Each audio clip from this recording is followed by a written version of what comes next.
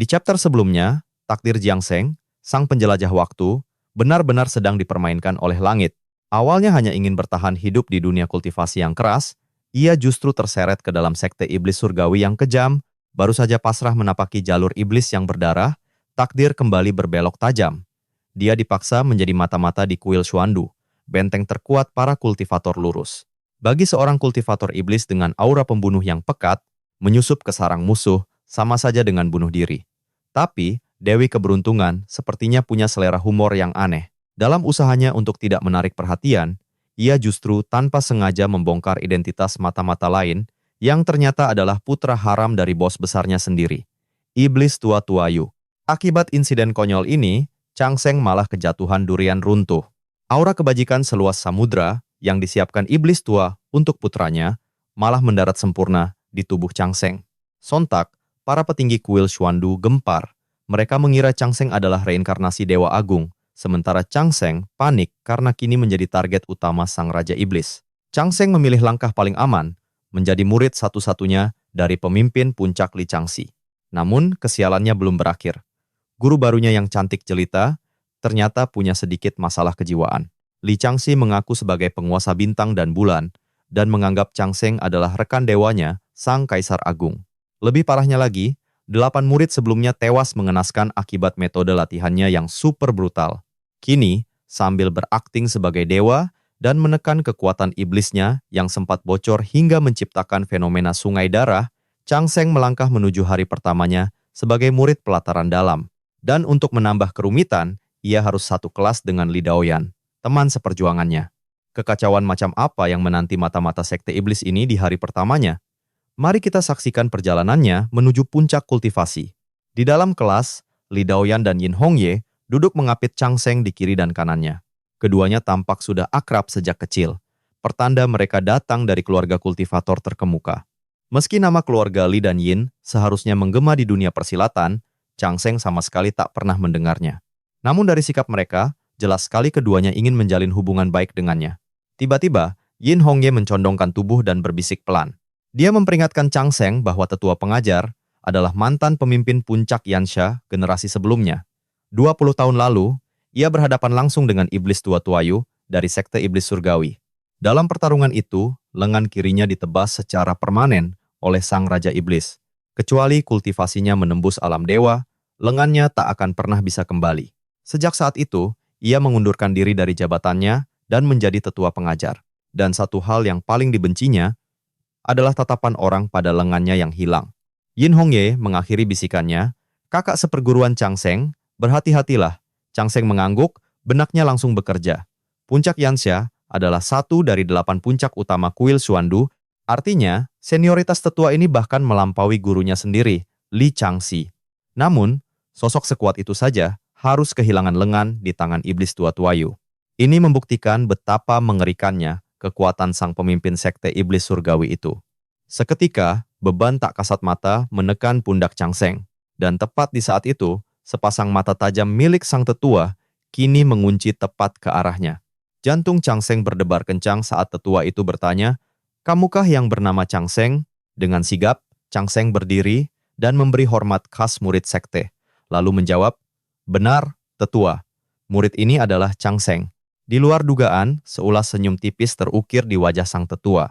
"Aku dengar, kau adalah peraih peringkat pertama dalam ujian pelataran dalam kali ini. Sangat bagus. Jika ada materi yang tak kau pahami, datanglah menemuiku secara pribadi untuk bertanya." Selesai berbicara, sebuah jimat giok berkabut tipis melayang ke hadapan Chang Sheng. Sang tetua kembali bersuara. "Ini adalah token pribadiku. Dengan benda ini, kau bebas keluar masuk aula pembelajaran dan puncak Yansha." Chang Sheng segera menerimanya dengan hormat. "Terima kasih banyak, tetua." Seketika, Chang Sheng mengerti segalanya di dalam benaknya. Sang tetua pasti sudah tahu bahwa dialah yang melaporkan putra haram iblis tua kepada sekte. Inilah alasan dibalik perlakuan istimewa yang diterimanya. Sang tetua kemudian menatap murid-murid lainnya dengan tajam dan berkata, "Kalian tak perlu iri pada Chang Sheng. Peraih peringkat pertama selalu mendapat keistimewaan. Jika kalian bisa merebut posisi itu di ujian berikutnya, keberuntungan yang sama akan menjadi milik kalian." Lagi pula, ia telah memilih puncak Yao Guang. Takdirnya sudah tersegel, usianya tak akan panjang. Murid di Kuil Xuandu jumlahnya terbatas. Aku harap kalian semua bisa menjadi saudara seperguruan yang solid. Jangan menaruh iri pada seseorang yang nasibnya sudah di ujung tanduk. Mendengar titah itu, para murid serempak mengangguk. Tatapan mereka kini beralih menjadi kasihan pada Changseng. Sebaliknya, dunia Changseng seakan berputar. Wajahnya dipenuhi kebingungan mutlak, menatap kosong ke sekelilingnya. Apa yang terjadi? Batinnya terguncang. Kenapa bergabung dengan puncak Yaoguang berarti ajalku sudah dekat? Apa maksud semua ini? Rasa panik mulai menjalari hatinya, memaksanya untuk memberanikan diri bertanya. Mohon maaf atas kelancangan murid, tetua. Bolehkah murid bertanya apa maksud dari perkataan tetua tadi? Sang tetua pengajar menatap Changseng dengan sorot iba, lalu menjelaskan, Changseng, bakat alamiahmu sungguh luar biasa. Sejujurnya, aku menaruh harapan yang sangat besar padamu. Namun sayang, kau justru memilih puncak Yaoguang. Semua orang tahu, puncak Yaoguang adalah aib terbesar kuil Xuandu. Seandainya saja mastermu gagal merekrut murid kali ini, puncak Yaoguang sejatinya akan dihapus selamanya dari kuil Xuandu. Penjelasan itu bagai sambaran petir di siang bolong bagi Changseng. Ini 180 derajat berbeda dari yang dikatakan gurunya. Gurunya pernah berkata, dari 8 puncak kuil Xuandu, puncak Yaoguang adalah yang terhebat, nomor 1. Suara tetua pengajar kembali memecah keheningan. Mengenai ucapan gurumu itu, kau harus bijak memilah mana yang benar dan mana yang bualan. Ucapannya seringkali tak bisa dinalar. Sang tetua lalu membenahi posisi duduknya. Tatapannya menjadi serius, siap memulai pelajaran. Kalian semua kini adalah murid resmi pelataran dalam kuil Xuandu. Mulai sekarang, kultivasi adalah satu-satunya jalan hidup kalian. Agar kalian tak salah jalan, hari ini aku akan menjabarkan dasar-dasar jalur kultivasi. Penjelasan ini sekaligus mengungkap alasan mengapa puncak Yaoguang bisa sehancur ini. Tatapan tajamnya menyapu seluruh ruangan, lalu ia berkata, dalam jalan agung kultivasi, fondasi adalah segalanya. Di negeri Ying, ada sebuah pepatah kuno yang berbunyi, menara setinggi puluhan ribu kaki pun dimulai dari tanah yang rata. Batu bata disusun satu persatu memperkokoh fondasinya. Hati Changseng sedikit terenyuh. Ia melirik ke arah Yin Hongye yang duduk di sisinya. Ini pertama kalinya ia mendengar nama negeri Ying. Tak lama, suara sang tetua kembali menggema di dalam ruangan. Sebagai murid kuil Xuandu, kalian akan menerima warisan ilmu agung dari ke-8 puncak. Kalian tak akan pernah kekurangan teknik kultivasi. Namun, yang membedakan kuil Xuandu dari sekte abadi lainnya adalah kita memiliki sebuah jalan pintas, sebuah metode praktis untuk melejitkan tingkat kultivasi secara drastis. Seketika, satu kata melintas di benak Changseng, pahala. Sudah jadi rahasia umum, kuil Xuandu adalah sekte yang memuja pahala di atas segalanya. Di sini, jika kau bandingkan kultivator terkuat dengan pemilik pahala terbanyak, maka sang pemilik pahala terbanyaklah yang akan paling dihormati. Kekuatan pahala memang tak terbatas. Ia mampu menjadi perisai dari serangan iblis luar. Bahkan, ia mampu meningkatkan peluang selamat saat menghadapi kesengsaraan surgawi hingga 30-50%. Pahala akan menjaga hati kultivasi mereka tetap murni dan memberi keberanian untuk menerobos semua rintangan. Sang tetua melanjutkan penjelasannya. Namun, pahala masih memiliki satu fungsi krusial lainnya. Saat seorang kultivator menemui dinding dalam latihannya dan perlu melakukan terobosan ke tingkat selanjutnya, ia bisa mengorbankan sejumlah pahala. Dengan jimat rahasia milik kuil Xuandu, terobosan itu bisa dicapai secara instan. Mata Changseng membelalak, hatinya meledak dalam kegembiraan. Dia tak pernah menyangka ada jalan semudah ini di dunia kultivasi. Terlebih lagi, dia memiliki teratai emas pahala di dalam tubuhnya. Pikirannya langsung melesat dengan antusias. Kalau begitu, selama aku mengumpulkan pahala, bukan mustahil aku bisa mencapai tingkat jiwa baru lahir dalam 1 tahun pertama, tingkat penyelesaian agung di tahun ketiga, lalu naik ke alam dewa dalam 5 tahun. Hah, iblis tua itu bukan tandinganku. Beri aku waktu 5 tahun. Jangankan hanya membunuh putranya, merebut istrinya pun aku sanggup. Namun, lamunan liarnya itu langsung hancur lebur oleh siraman air dingin dari sang tetua yang kini berbicara dengan nada sangat serius. Tapi, justru karena kuil Xuandu punya metode instan ini, mental para kultivator kami menjadi lemah dan tidak kokoh. Sekali mereka mencicipi jalan pintas, mereka akan kehilangan keinginan untuk berjuang keras dalam kultivasi. Tekad membara di hati mereka akan padam.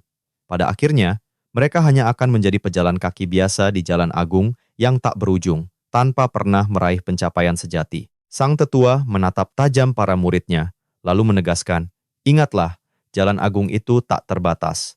Sementara pahala jumlahnya sangatlah terbatas. Jika jalan kultivasimu ditempa dari usahamu sendiri, maka kau bisa melangkah hingga akhir zaman. Namun, jika kau hanya bergantung pada pahala semata, saat pahala itu musnah, langkah kultivasimu akan terhenti selamanya, takkan maju seinci pun. Apa kalian paham? Semua murid serentak mengangguk kecuali satu orang, Chang Seng. Baginya, pandangan sang tetua ini terlalu dangkal. Dalam hati, Chang Seng mencibir. Pahala katanya terbatas? Omong kosong. Aku bahkan bisa meraup pahala tak terbatas hanya dengan menghabisi monster di Istana Bulan. Selama akalku masih bekerja, selalu ada cara lain. Namun, sang tetua belum selesai dengan ceramahnya. Ia pun mengungkap sebuah kebenaran fatal terakhir. Menggunakan pahala untuk menerobos ranah kultivasi membawa satu konsekuensi yang mengerikan.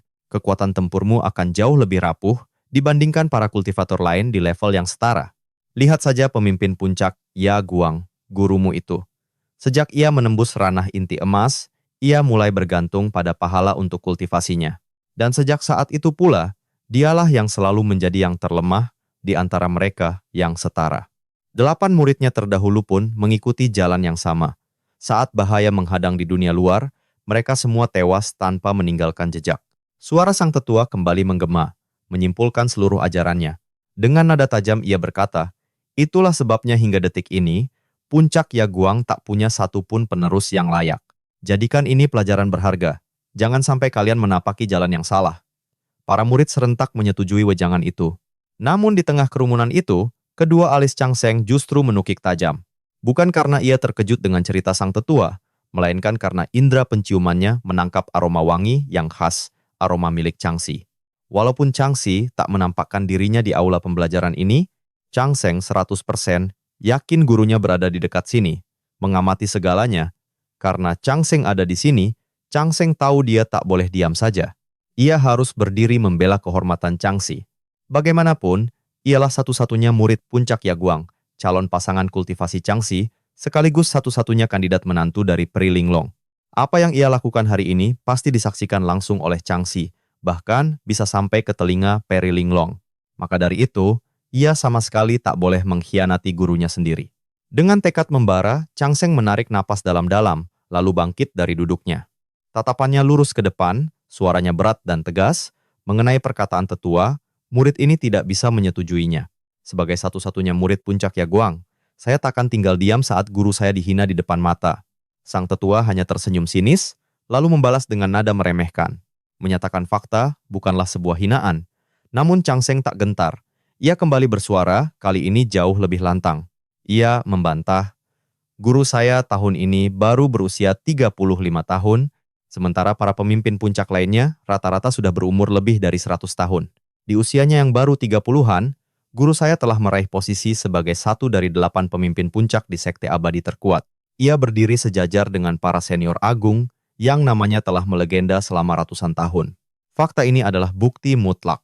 Guru saya adalah jenius nomor 1 di kuil Swandu, atau bahkan jenius terhebat di era ini.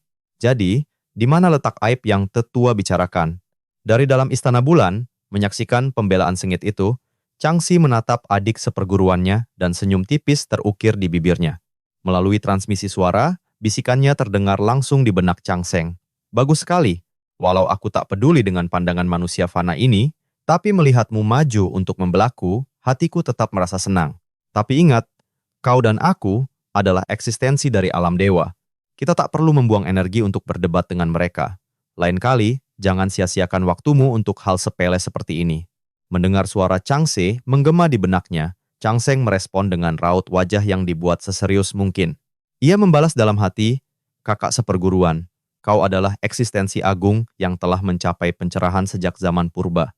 Wajar jika kau tak peduli pandangan mereka. Tapi kultivasiku masih dangkal. Aku belum bisa setenang dan sebijaksana dirimu. Jika ada lagi yang berani lancang padamu, aku pasti akan tetap maju membelamu.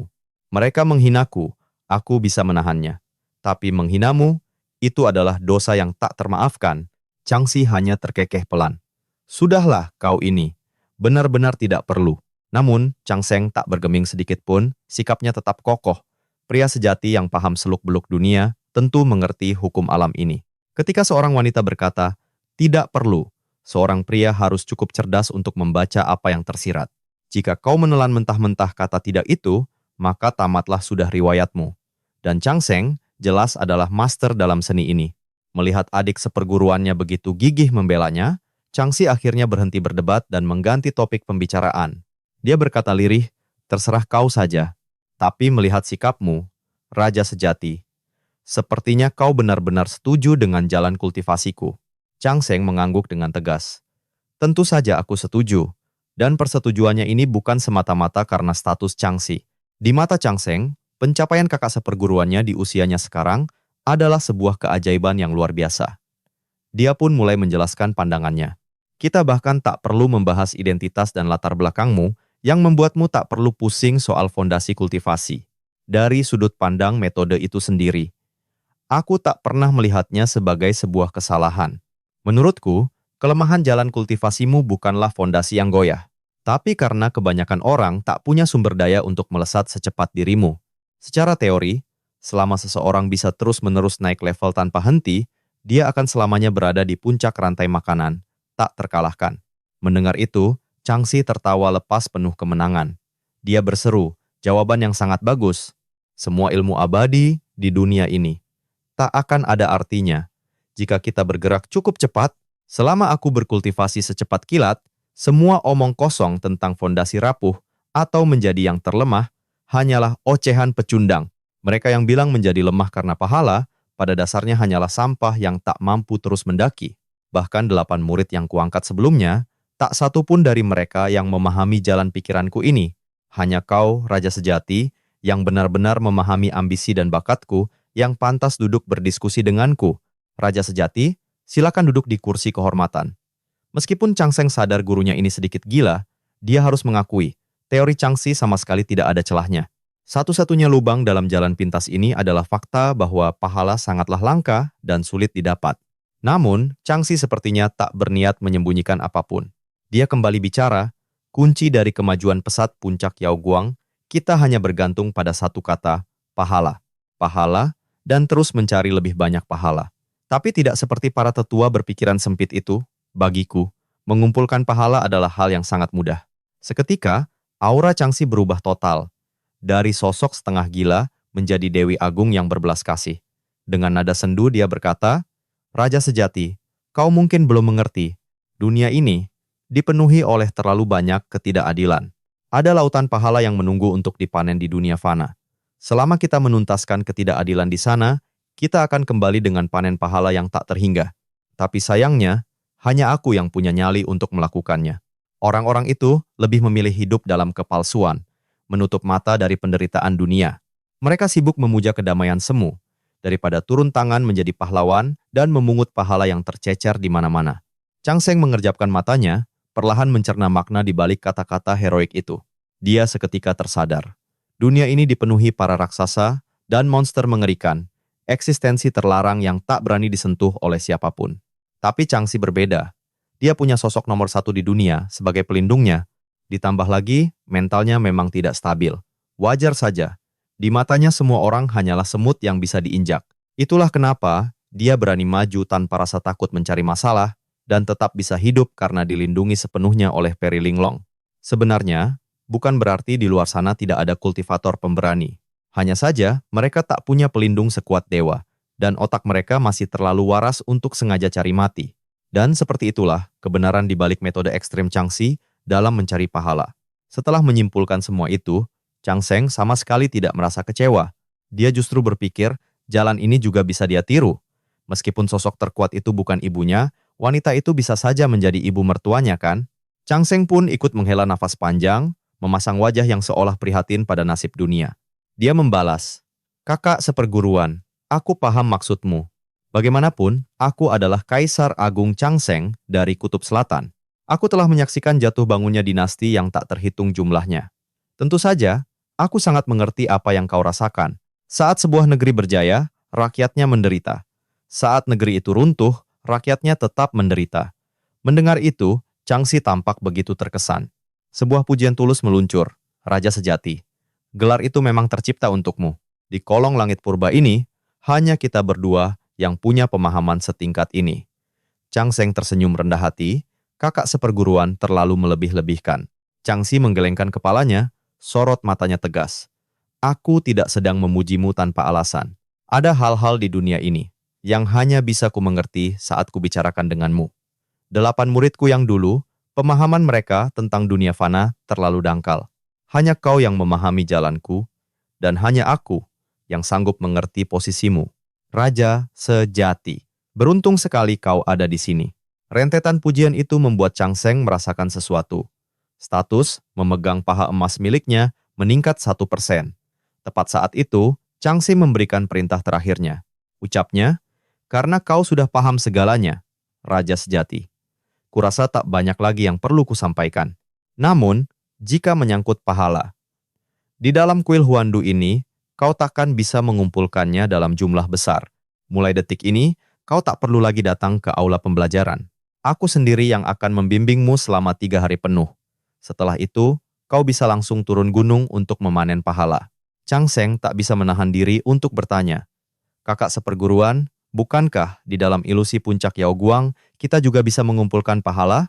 Sebuah senyum misterius terukir di wajah Changxi. Tentu saja bisa, tapi hasilnya takkan secepat jika kau terjun langsung ke dunia fana. Percayalah padaku, adik seperguruan. Changxi pun melanjutkan penjelasannya.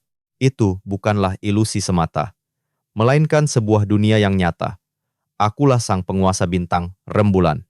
Saat aku tumbang nanti, semua dunia yang berada di bawah kendaliku akan musnah dalam kiamat, menyelamatkan dunia-dunia itu dari kehancuran. Dari situlah pahala agung berasal. Belum sempat Chang Seng bereaksi, tawa Changxi meledak membahana. Aku hanya bercanda, adik seperguruan. Kau tidak sungguh-sungguh percaya, kan? Chang Seng terdiam 1000 bahasa. Karena, sejujurnya, dia nyaris percaya.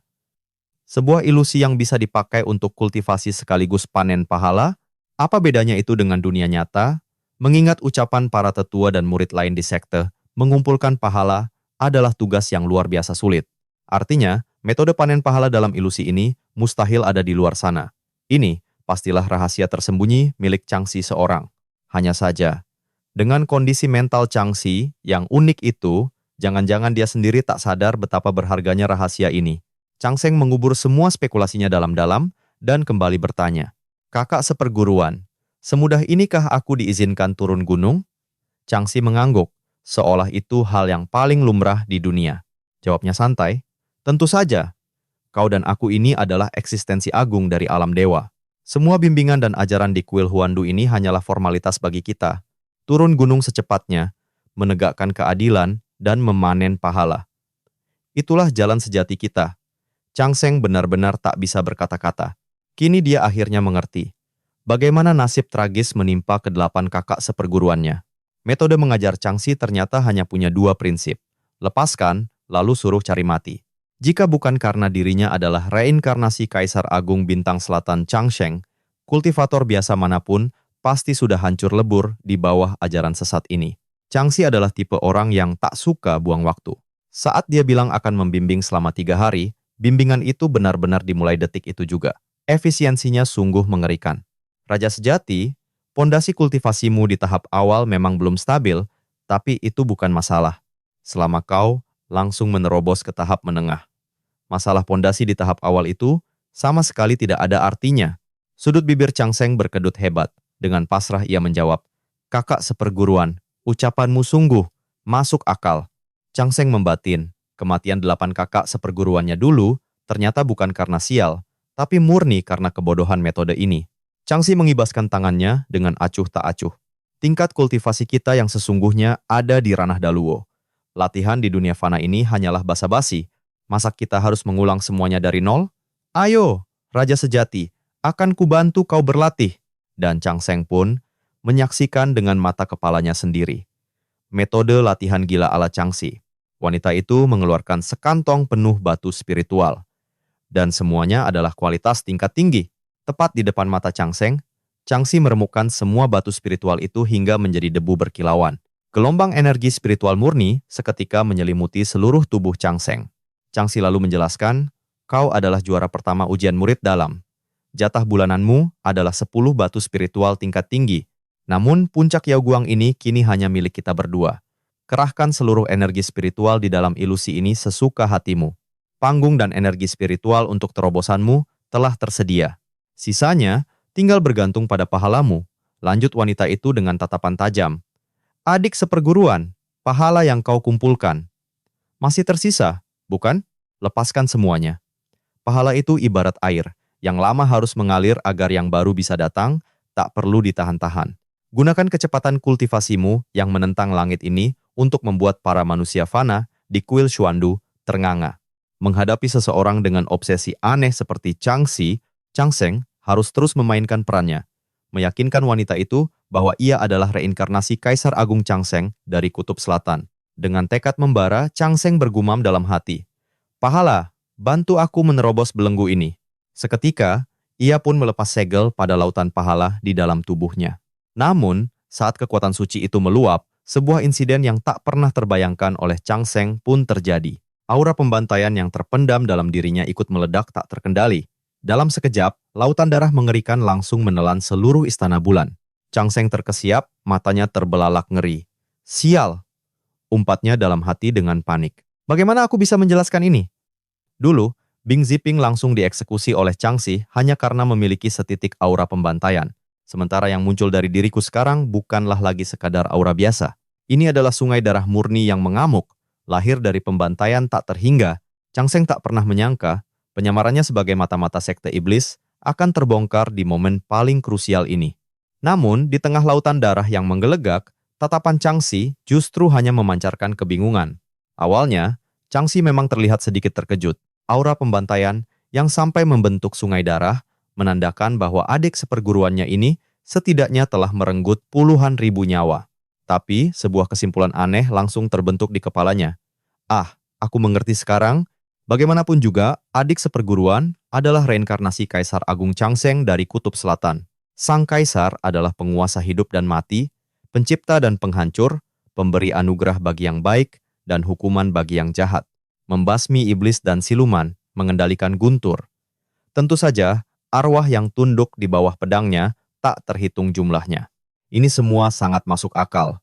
Dengan logikanya yang unik, Chang Xi berhasil meyakinkan dirinya sendiri sepenuhnya. Dengan tenang, ia pun berkata, adik seperguruan, tak perlu panik. Kau adalah Kaisar Agung Chang Sheng. Wajar jika kau terlahir membawa karma pembantaian yang tak terbatas. Ini adalah fenomena yang sangat normal. Mendengar itu, Chang Sheng bersorak gembira dalam hatinya. Ia pun segera menimpali untuk mengunci kesalahpahaman ini. Kakak seperguruan, pandanganmu sungguh tajam, mampu melihat esensi dari segalanya. Jika orang lain dari kuil Xuandu yang melihat ini, mereka pasti sudah menuduhku sebagai mata-mata sekte iblis. Chang Xi tersenyum tipis, adik seperguruan, kau ini ada-ada saja. Tapi benar, para manusia fana yang dangkal itu memang tak akan mengerti. Mereka pasti akan salah paham. Sudahlah, lupakan mereka.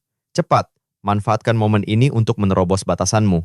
Melihat Chang Xi dengan mudahnya menahan lautan darah agar tak bocor keluar dari istana bulan, dan mengingat wanita itu telah meyakinkan dirinya sendiri dengan sempurna, Chang Sheng akhirnya bisa bernapas lega dan mulai fokus menerobos alam kultivasinya. Dan di saat itulah, ia menyadari satu hal. Menggunakan pahala untuk naik level benar-benar cheat yang tiada tanding. Detik berikutnya, ia langsung menembus ke tahap menengah pembangunan pondasi. Lautan darah dan aura pahala yang meluap akhirnya kembali berada di bawah kendalinya. Hal ini membuat Chang Sheng menghela napas lega yang teramat panjang. Sementara itu, Chang Xi terlihat sangat tenang. Ia mengangguk seolah itu hal biasa dan memuji. Ucapanku memang benar, kan, adik seperguruan? Kita berdua ini adalah eksistensi suci, setingkat Daluo. Menerobos alam fana yang sepele, ini semudah membalikkan telapak tangan. Sekarang kau sudah di tahap menengah pembangunan pondasi, beristirahatlah sejenak. Nanti, aku akan membantumu langsung ke tahap akhir. Mendengar itu, tubuh Chang Sheng seketika menegang. Ia menjawab dengan ragu. Kakak seperguruan. Sepertinya. Pahalaku sudah tak mencukupi. Menaikkan level dengan pahala memang instan, tapi konsumsinya juga luar biasa boros. Mendengar keluhan itu, Chang Xi justru berkata dengan nada angkuh, aku adalah reinkarnasi sang penguasa bintang bulan. Wajar jika kemampuanku jauh melampaui akal sehat. Aku telah menemukan sebuah metode untuk mentransfer kebajikan. Semakin erat ikatan batin kita, semakin besar pula kekuatan suci yang dapat kuberikan padamu. Karena kau memanggilku kakak seperguruan, sudah menjadi kewajibanku untuk membimbing jalan kultivasimu. Di bawah tatapan Chang Seng yang penuh keterkejutan, Chang Si mulai mengalirkan kebajikannya, meresap ke dalam tubuh pemuda itu. Namun, ia tidak berani bertindak gegabah. Menyadari apa yang terjadi, hati Chang Seng seketika dilanda keputusasaan yang mendalam. Karena Chang Si mengerahkan seluruh fokusnya untuk mentransfer kebajikan demi mendongkrak kultivasi Chang Seng, ia tanpa sadar telah melepas penekan pada fenomena lautan darah milik pemuda itu. Akibatnya, visual mengerikan dari teknik iblis warisan sekte iblis surgawi meledak dengan dahsyat. Terlebih lagi, tanpa ada tekanan dari kekuatan Chang Si, Chang Seng benar-benar kehilangan kendali penuh atas raganya. Bahkan Istana Bulan tak lagi sanggup membendung aura mengerikan yang memancar liar dari tubuh pemuda itu. Lautan darah bergelora dahsyat, jeritan arwah penasaran menggema memilukan, dan niat membunuh yang pekat membumbung menembus langit. Untuk pertama kalinya, dalam 100 tahun, kuil Suandu, sang pemimpin agung jalan lurus, kini diselimuti oleh aura iblis yang begitu kelam. Artefak ilahi nomor 1 milik kuil Suandu, pagoda kebajikan Xuan Huang, bahkan sampai memancarkan cahaya keemasan sebagai respons. Seketika, para tetua agung yang tengah bersemedi tersentak kaget. Pandangan mereka serempak tertuju tajam ke arah Istana Bulan. Melalui lautan kesadaran ilahi mereka, suara penuh keterkejutan saling bersahutan. Itu, fenomena lautan darah. Ada yang berani mempraktikkan ilmu iblis di dalam kuil Suandu kita. Tunggu, aura haus darah itu sepertinya berasal dari puncak Yaoguang. Mungkinkah itu Chang Si? Mustahil. Di saat yang sama, Chang Seng memang merasakan kultivasinya meroket tajam, namun kepalanya serasa membeku oleh kepanikan luar biasa. Ia hanya bisa menjerit tanpa suara di dalam hatinya. Gawat, bagaimana jika identitasku sebagai mata-mata sekte iblis terbongkar? Ini benar-benar situasi darurat. Chang Si menatap adiknya dengan raut wajah sedikit menyesal.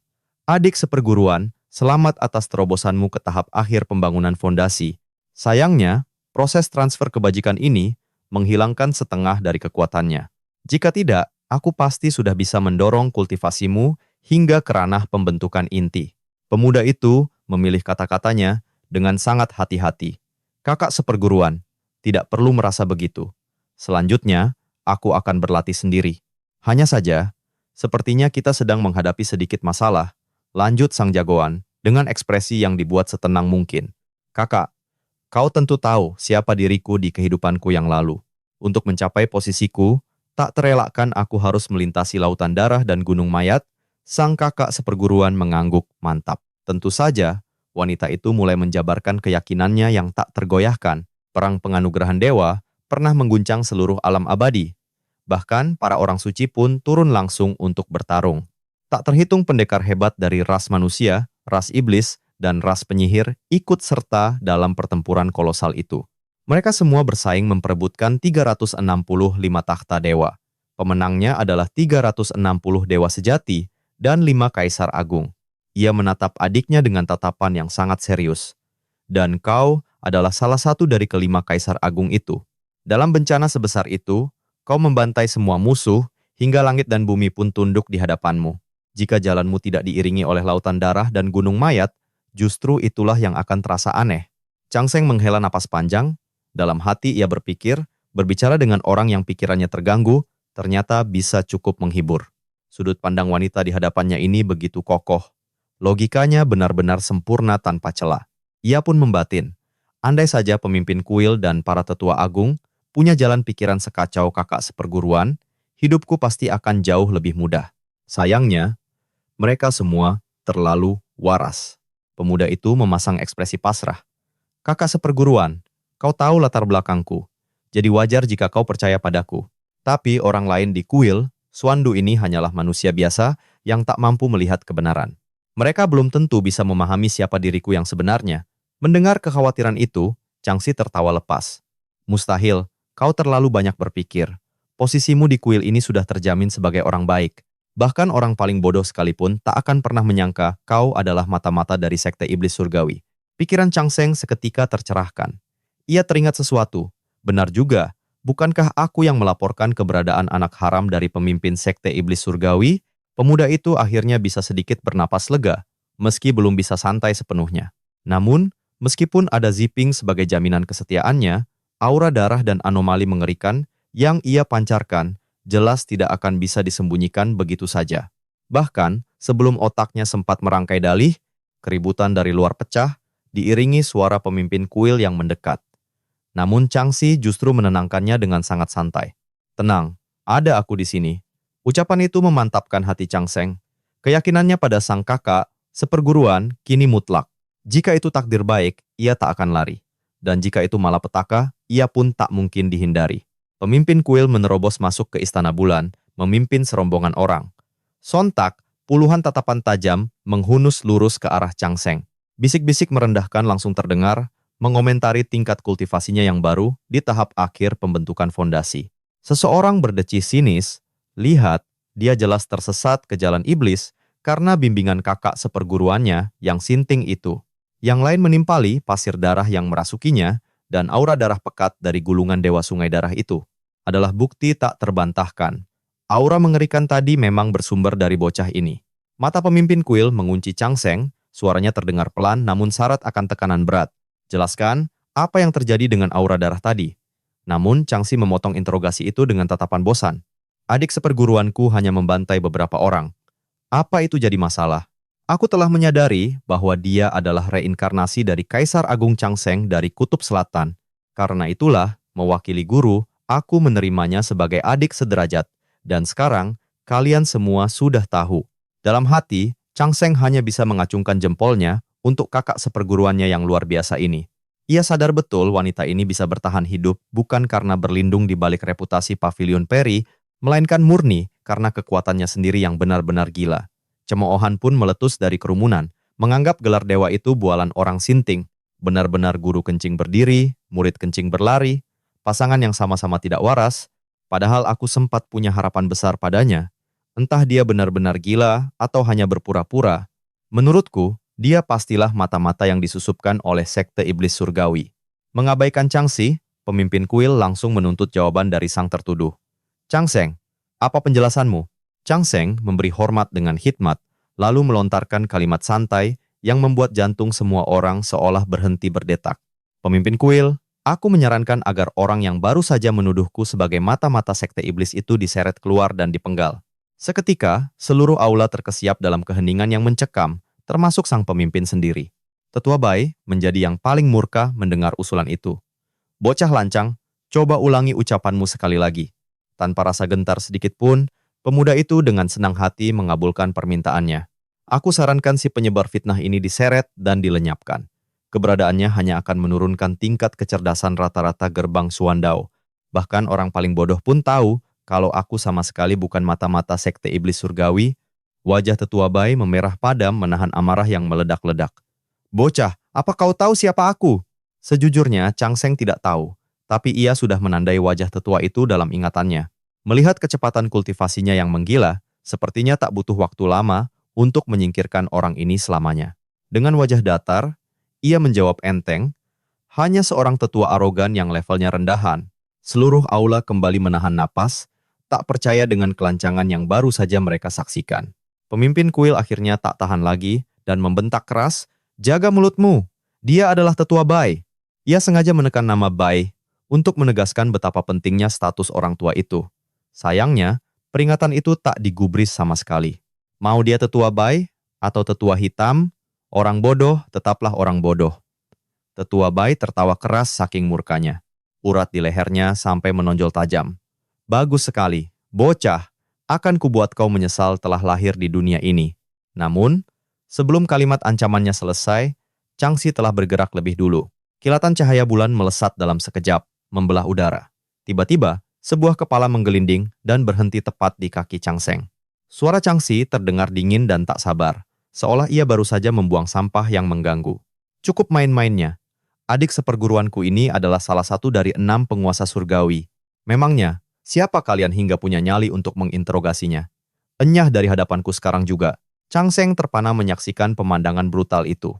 Jadi, inikah kekuatan sesungguhnya dari sebuah backingan? Gila, dia benar-benar sangat menyukainya. Di tengah keterkejutannya, matanya yang tajam menangkap seulas senyum tipis di wajah pemimpin kuil yang sama sekali tidak coba disembunyikan.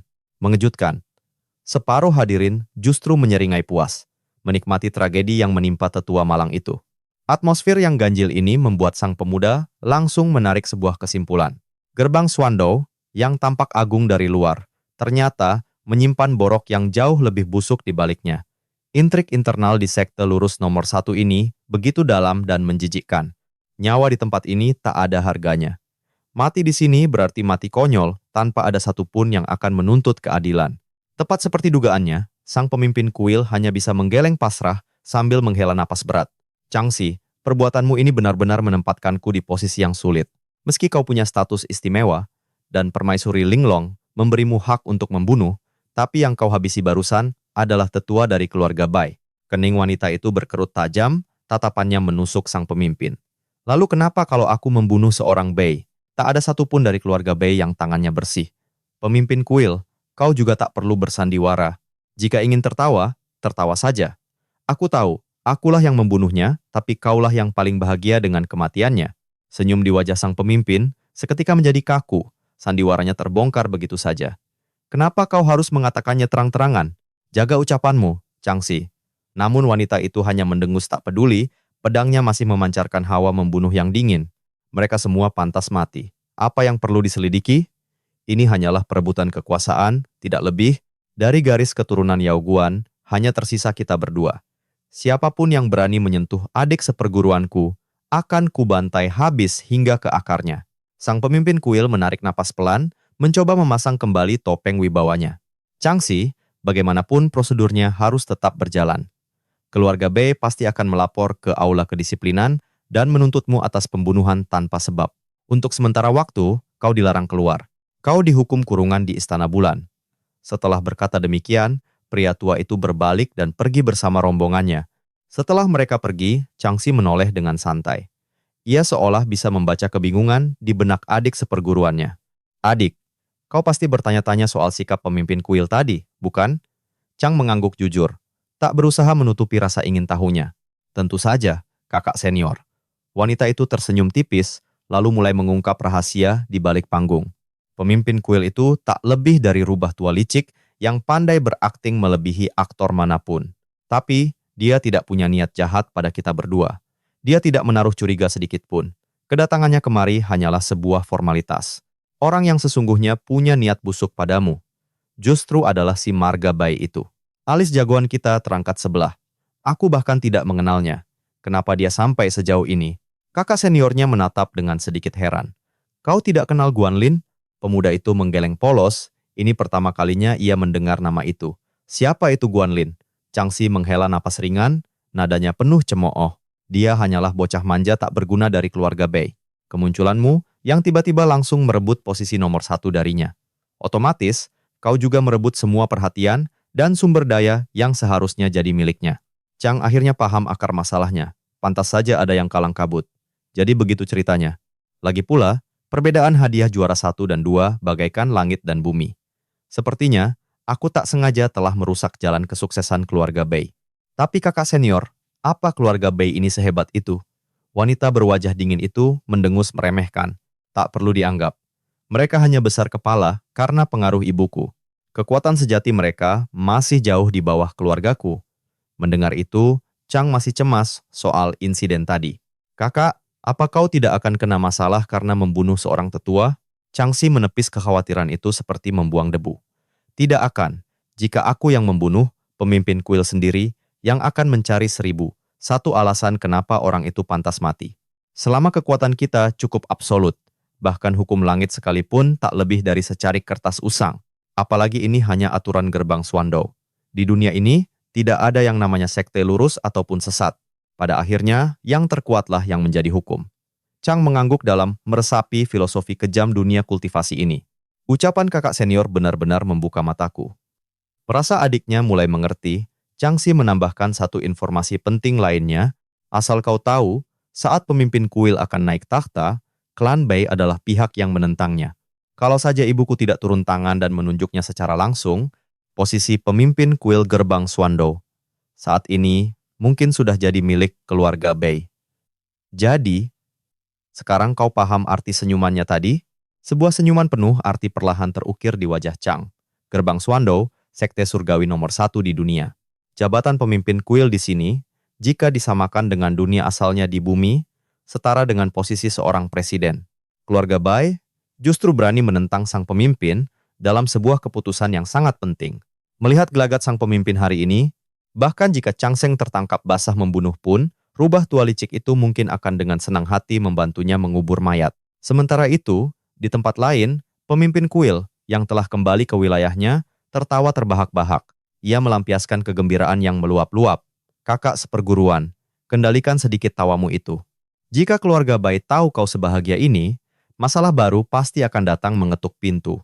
Seketika, tawa pemimpin kuil berhenti. Wajahnya langsung berubah, sedingin es. Memangnya siapa keluarga Bai itu? Kalau bukan karena menghargai Peri Linglong, sudah kuhancurkan mereka sejak lama. Jonghua hanya bisa menghela napas pasrah. Atasannya memang keras kepala, tapi keluarga Bai adalah keluarga mertua dari Peri Linglong. Siapa yang berani mengusik mereka?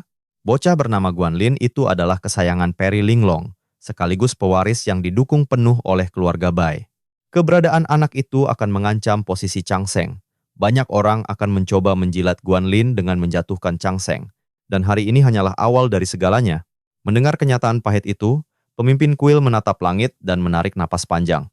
Di sisi lain, Chang Seng justru tengah bersiap. Dalam benaknya, sebuah pisau rencana mulai diasah. Targetnya kini jelas, keluarga Bai dan Guanlin. Orang-orang di gerbang Suando sama sekali tidak tahu siapa Chang Seng yang sebenarnya. Di kehidupan lampaunya di bumi, ia adalah pria sukses yang lulus ujian pegawai negeri dan telah bekerja selama 2 tahun. Kemampuannya bersosialisasi dan wajahnya yang tampan hampir saja membuatnya menjadi menantu wakil wali kota. Namun takdir tiba-tiba melemparkannya ke dunia asing ini. Dengan kemampuan adaptasi yang luar biasa, Chang Seng awalnya berpikir santai, antara mencari janda kaya untuk dinikahi atau mengikuti ujian kekaisaran. Akan tetapi, nasib punya rencana lain. Sekte iblis surgawi tiba-tiba menculiknya dan menyeretnya ke markas mereka. Di sana, Chang Seng menghabiskan hampir 1 tahun penuh berjuang untuk hidup, membantai musuh-musuhnya satu persatu tanpa ampun. Akhirnya, ia berhasil mengukuhkan posisinya di sekte sesat itu. Sialnya, ia malah ditendang ke gerbang Suando untuk menjadi mata-mata. Hidup seakan selalu memberinya secercah harapan palsu. Setiap kali harapan itu muncul, tak lama kemudian semuanya akan hancur lebur, meninggalkannya dengan pelajaran berdarah-darah. Pengalaman itu menempa Chang Seng menjadi pribadi yang tak pernah bisa merasa aman. Sambil berjalan, otaknya menyusun strategi dingin. Bahkan jika aku membiarkan keluarga Bai hidup, mereka tak akan pernah melepaskanku. Jalan hidup Guanlin sudah ditata rapi oleh klannya. Sedangkan, aku hanyalah orang asing, tanpa latar belakang yang menghalangi jalannya. Keluarga Bai akan melakukan segala cara untuk melenyapkanku. Karena itulah, Chang Seng sadar ia harus bergerak lebih dulu. Ia harus menjadi pihak yang menyerang. Setelah menolak bimbingan kultivasi lebih lanjut, pemuda itu pun melangkah keluar dari Istana Bulan. Namun baru beberapa langkah, sekelompok orang tiba-tiba muncul dan memblokir jalannya. Duyan dan Hongye yang merasakan aura tak beres segera mendekat, berdiri siaga di sampingnya. Hongye berbisik pelan, penuh kewaspadaan. Chang, waspadalah. Pria berjubah putih itu adalah Guanlin. Sepertinya dia datang untuk membuat perhitungan denganmu. Chang melirik sekilas ke arah pemuda berjubah seputih salju itu. Ia merekam dengan cermat postur dan wajah lawannya itu ke dalam ingatan. Tapi, yang terjadi selanjutnya benar-benar di luar dugaan. Pemuda itu datang bukan untuk berkelahi, melainkan untuk meminta maaf. Guanlin membungkuk dalam-dalam di hadapannya, menampilkan sikap yang tulus dan penuh hormat. Paman seperguruan kecil, telah terjadi sedikit kesalahpahaman di antara kita. Setelah mendengarnya, aku merasa sangat tidak enak. Karena itu, aku sengaja datang untuk meminta maaf secara langsung. Melihat sandiwara kerendahan hati itu, alarm bahaya di benak Chang Seng berbunyi nyaring. Anjing yang berbahaya adalah anjing yang tidak menggonggong. Ia menatap tajam pemuda itu, batinnya berkata dingin. Anjing di hadapanku ini harus segera dilenyapkan. Jika tidak, suatu hari nanti dia akan menjadi ancaman yang mematikan. Bak sebuah skenario yang telah diatur, para pengikut Guanlin serempak maju membela tuan muda mereka. Mereka menyanjungnya setinggi langit, menyebut tuan muda Bayai begitu rendah hati. Namun sesaat kemudian, nada bicara mereka berbalik 180 derajat, kini secara terbuka menyudutkan Chang Seng. Seorang antek dari barisan depan berteriak, Chang Seng, tuan muda Bayai telah merendahkan harga dirinya untuk meminta maaf. Kenapa kau masih jual mahal? Yang lain menimpali, memanaskan suasana. Tetua Bai telah tiada, tapi Tuan Muda masih menyempatkan diri datang demi dirimu. Apa kau tidak punya hati nurani sama sekali? Cemoohan lain menyusul dari kerumunan. Hah, orang dari garis keturunan Yao Guang memang sombong dan tak tahu diuntung. Sebelum Chang Seng sempat merespon, sebuah suara dingin tiba-tiba menggema langsung di dalam benaknya lewat transmisi suara. Chang, karena kau berani menyinggung keluarga baik kami. Mulai detik ini, hidupmu di gerbang Suwando akan menjadi neraka. Bahkan Chang Si pun tak akan sanggup melindungimu. Pada saat yang sama, pemuda berbaju putih itu mengangkat wajahnya, menatap lurus ke arah Chang Seng. Sorot matanya menusuk tajam, dipenuhi kebencian dan dendam yang membara. Chang Seng hanya membalasnya dengan senyum tipis. Di matanya, pemuda arogan ini hanyalah bocah ingusan. Aktingnya yang menyedihkan itu jauh dari kata meyakinkan, apalagi sampai menjiwai. Dalam hati, sang jagoan tertawa meremehkan. Biar kutunjukkan padamu, seperti apa akting sekelas pemenang piala Oscar yang sesungguhnya. Dan tepat di hadapan Guan Lin yang terbelalak, sebuah drama besar pun dimulai. Tiba-tiba, Chang Seng menyemburkan seteguk darah segar. Wajahnya langsung pucat pasi seperti mayat hidup. Tanpa peringatan, tubuhnya terlempar keras ke belakang. Aura kehidupannya merosot drastis, seolah-olah ia berada di ambang kematian. Sambil mencengkeram dadanya yang seolah terluka parah, pemuda licik itu berteriak dengan amarah yang dibuat-buat. Guan Lin, jadi ini caramu datang untuk meminta maaf? Seketika, Guan Lin membeku di tempatnya. Ia benar-benar syok melihat pemandangan absurd di depannya. Daoyan tak menyia-nyiakan kesempatan ini dan tertawa sinis. Katanya seorang kesatria, tapi tak berani mengakui perbuatannya. Benar-benar munafik, Guan Hong ikut melontarkan sindiran yang tak kalah pedas. Di depan bersikap manis, tapi dari belakang menusuk dengan licik. Harusnya kau turun gunung saja dan menjadi aktor opera murahan di luar sana. Para pengikut Guan Lin hanya bisa saling tatap, mati kutu. Menghadapi situasi yang berbalik ini, lidah mereka terasa keluh. Jauh di dalam hati para antek itu, mereka bahkan mulai curiga, serangan tak terlihat tadi benar-benar perbuatan tuan muda mereka. Kalaupun bukan Guan Lin sendiri, pasti itu ulah pelindung Tao yang mengawalnya dari jauh. Melihat lawannya terdesak, Hong Ye menambahkan tuduhan pamungkas. Kau berani memerintahkan pelindung Tao untuk menyerang murid yang lebih lemah secara diam-diam. Tindakanmu ini telah melanggar aturan gerbang Suwando. Apa kau mau diseret ke aula kedisiplinan sekarang juga? Tuan muda keluarga Bai itu pun meledak dalam amarah. Ia tak terima difitnah sekeji ini. Hong Ye, jangan bicara sembarangan. Pelindung Tao dilarang keras memasuki area gunung. Itu adalah aturan mutlak sekte. Mana mungkin aku berani melanggarnya? Gadis itu menatapnya dengan ragu. Sebenarnya ia tahu, aturan sekte soal pelindung Tao memang sangatlah ketat. Namun di tengah suasana yang sedikit tenang itu, Dayo kembali memprovokasi dengan keras. Aturan sekte memang melarang penindasan. Tapi, kau kan putra kesayangan Peri Linglong. Mana mungkin aturan rendahan gerbang Suwando berani mengikat orang sepertimu? Wajah Guan Lin memerah padam karena amarah, urat-urat di pelipisnya menonjol. Kalian semua benar-benar tidak percaya padaku? Semua yang kukatakan adalah kebenaran. Pemuda dari faksi Yao Guang itu hanya tertawa mengejek. Mengenal wajah tak berarti mengenal hati. Kau hanyalah seorang munafik yang haus simpati. Kesabaran pewaris keluarga Bai itu akhirnya mencapai batasnya. Matanya berkilat dengan niat membunuh yang kental. Dayo, kau benar-benar cari mati. Bukannya takut, targetnya malah bersorak dan berteriak pada kerumunan. Lihat semua, dia baru saja mengancam akan membunuhku. Jika besok terjadi sesuatu padaku, pelakunya sudah pasti tuan muda ini. Guan Lin menggeram, napasnya berat, matanya sudah semerah darah. Tapi entah bagaimana, ia berhasil menekan amarah yang siap meledak itu. Dari tempatnya berbaring, Chang Seng yang pura-pura sekarat, diam-diam sedikit menaikkan penilaiannya. Bocah itu memang masih sangat muda, tapi kontrol emosinya di saat terdesak ternyata cukup mengesankan. Bibit seorang manipulator ulung. Bocah ini benar-benar berbahaya jika dibiarkan tumbuh. Hanya ada satu kesimpulan. Eksistensinya harus segera dihapus dari dunia ini. Merasakan ketegangan yang memuncak, seorang pengikut dari pihak lawan mencoba menengahi situasi. Karena kita semua bersikukuh. Bagaimana jika kita serahkan masalah ini ke aula kedisiplinan, biar tetua penegak hukum yang memutuskannya? Namun Daoyan langsung menyela sinis. Cih, siapa yang tak kenal latar belakang kalian yang kuat itu? Apa aula kedisiplinan benar-benar berani bertindak adil pada kami? Hong Ye dengan sigap menyikut temannya, berbisik tegang. Hei, jaga ucapanmu. Tapi, pemuda itu hanya mendengus. menganggap apa yang dikatakannya adalah sebuah fakta yang tak terbantahkan. Tak ingin meladeni provokasi receh itu, Guanlin memberi perintah pada pengikutnya. Cepat, panggil tetua penegak hukum kemari, sambil terus berakting kesakitan. Chang Sheng diam-diam mengirimkan pesan telepati, Hong Ye, tetua penegak hukum itu, dia berada di faksi mana. Ekspresi panik Hong Ye tak berubah sedikit pun saat membalas. Dia orang kepercayaan pemimpin kuil. Tapi tenang, reputasinya sangat bersih dan selalu adil. Mendengar itu, sebuah senyum tipis nyaris terukir di wajah Chang Sheng yang terbaring.